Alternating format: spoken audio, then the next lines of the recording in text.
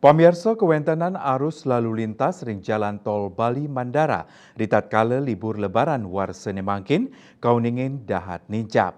Kahanan puniki ketarkayang kelintangin oleh langkungan tigang dasa pitu tali pelinggian di tatkala libur Idul Fitri.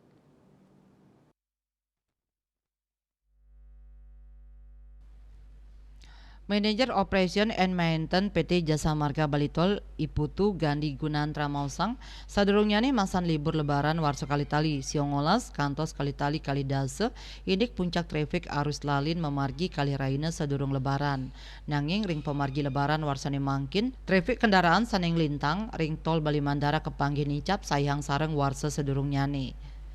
Pemargi inucap kata kepanggih ritat kala galah libur lebaran. Koseknya nih trafik lalin ring jalan tol Bali Mandara memargi ring 3 pintu masuk tol. Pinih akeh memargi ring tol Gate Benua sawetara galah kali kantos 6 sandi.